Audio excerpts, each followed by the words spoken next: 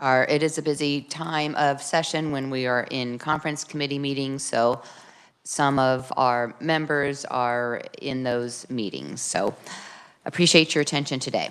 Our first order of business, every session we alternate committee leadership. So it is that time of year for this committee to elect committee leadership. And like other joint committees, this committee alternates between chair and vice chair between the House and the Senate. So this last session, the Senate provided the chairperson, so this year it will be the House providing the chairperson. Are there any nominations for chair? Representative Resman. Thank you, Madam Chair. I'd like to nominate Representative Bob Lewis. I know he's not here. I already talked to him about it, so he's aware of this. Thank you. Is there a second? Representative Hoffman. Any other nominations? Not seeing any, then going to check with the reviser. Can we just by acclamation have Representative Lewis appointed as the chairperson? Okay, that works. So well, then Representative Lewis will be the chairperson. Do I still preside over the rest of the meeting since he's not here and until we get a vice chair? So, okay. Well, great. So next we have the election of the vice chairperson, and that would be a senator member. Are there any nominations? Senator Titus. Thank you, Madam Chair. I would nominate Kelly Warren for vice chair. Okay, thank you. And a second from Senator Corson. Any other nominations? Not seeing any. All right, so by affirmation, we have a new vice chairperson as well. And then we have ranking minority member, which shall be a member of the House of Representatives. Do we have a nomination? Senator Corson. Thank you, Madam Chair. Or Madam Vice Chair, rather, I guess. I would nominate Representative Joella Hoy as our ranking member. Thank you. Is there a second? Second from Representative Siepen. Okay, I needed to look at it, so thank you. Are there any other nominations? All right, not seeing any, then by affirmation, Representative Hoy will be the ranking minority member.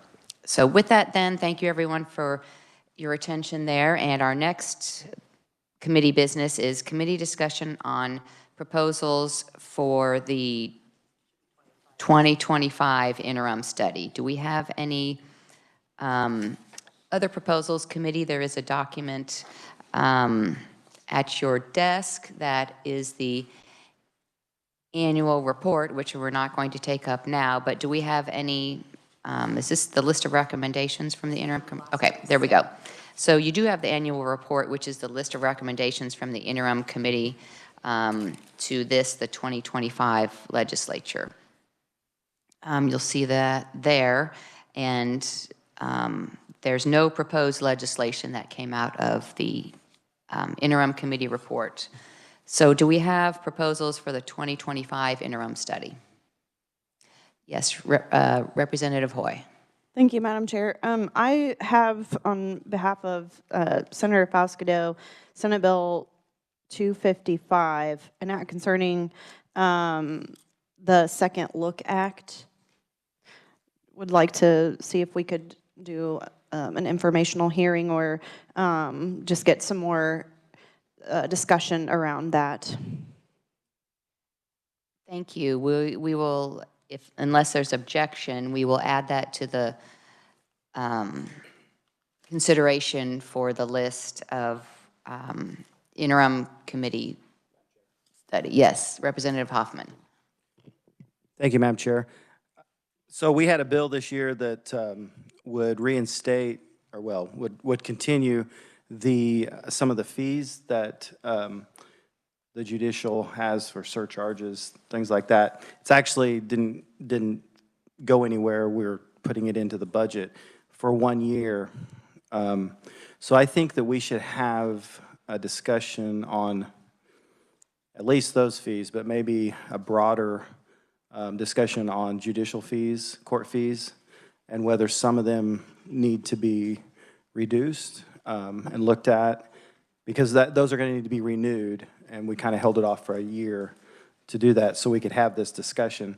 It was one of the reasons why we put judiciary into state general fund, was so we could have a discussion on these fees without impacting their budget. So I think that's something we should look at this summer. Thank you. Any further discussion or objection about adding that to the possible list of considerations for the list of interim committee study? Not seeing any. Sure, Representative Carmichael. Thank you. Representative Hoffman, are you meaning to include the fines and fees? Because we've had legislation that encompassed both. I don't have any problem with that, yeah. Thank you for the clarification. Any objection or discussion? Not seeing any. Do we have other items for consideration to be added to the interim study? Yes, Representative Schlingen-Siepen. Thank you, Madam Chair. Nailed it. I wanted to ask, you know, we had a bill we've been working on in the House. It's not here yet, but I think it might be good to consider looking into where effective programs have been introduced for those violent juvenile offenders who are not being well covered by Senate Bill 367, the ones that are causing problems in our foster system and in child in need of care settings, whether we could do a little research into what programs around the country are working really well, where are the recidivism rates low specifically for this population, so that we might be better aware of how to address what we do with these youth if they should be incarcerated for a certain period of time or enter residential youth facilities. Thank you. Any discussion? Thank you, Madam Chair. Thank you. Any discussion? Yes, Representative Hoy. Thank you, Madam Chair. I would echo the comments and the request and add to that. One of the big concerns in that bill was youth involved with crimes involving firearms. And I think it would be beneficial, I don't know if this would be KBI data or information from the DAs on, do we know how these youth are accessing firearms because they can't just, you know, walk into Cabela's and buy one? Is there one particular bad actor out there? Where is this issue developing? Because there were some comments made about sending message to the kids that they, you know, stop carrying guns. And I think we should also look at, are there some adults out there responsible for this increased crimes among the youth? Thank you. Any further discussion or objection? Not seeing any? Then yes, Representative Carmichael. Thank you, Madam Chair. We did hold some extensive hearings this session in House Corrections and Juvenile Justice, and we only were able to scrape the surface of both of those topics. But I think it would be appropriate to consider them as, in essence, two separate topics. One is, what do you do with juveniles who seem to be recalcitrant to the system that we have? And then secondarily, look at, as not secondarily, but as a separate topic, look at how juveniles are accessing firearms and what, if anything, can be done about it. Thank you. Further discussion or any objection? Not seeing any, then were there other items to be possible considerations for the interim studies? So yes, Senator Corson. Thank you, Madam Vice Chair. This was an item that we made a request and recommendation when we last met last year regarding, and I think it's just a challenge that the new calendar was hard on all of us, but the committee had made a recommendation that the Committee on the Judiciary in both the Senate and then the Corrections and Juvenile Justice Committee in the House hold informational hearings on provisions regarding juveniles in the Kansas Offender Registration Act. My goal with that was just to get a better sense of how the act is being applied to juveniles, how often they're being required to register, for what sort of crimes, just to get an overview of how that's being utilized, particularly with respect to juvenile offenders. Wanted to see if instead of having our committees look at it during the regular session, if that's actually something that we could do when we meet this fall, to just get a sense of how that's being utilized, just an overview briefing. Thank you. Any discussion or objection? Not seeing any other items. Not seeing any, then we usually set a date for committee members to submit other possible options. So do we have a date that we can set for that this time?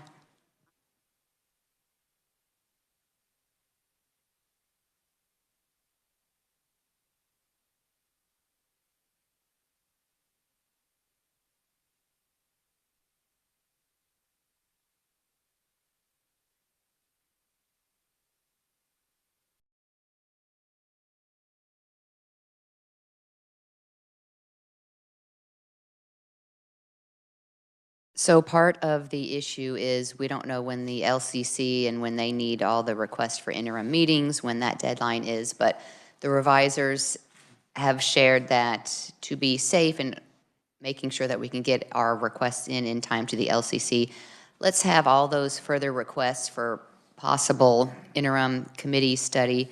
Let's have those in by May 14th of 2025. So if you will email the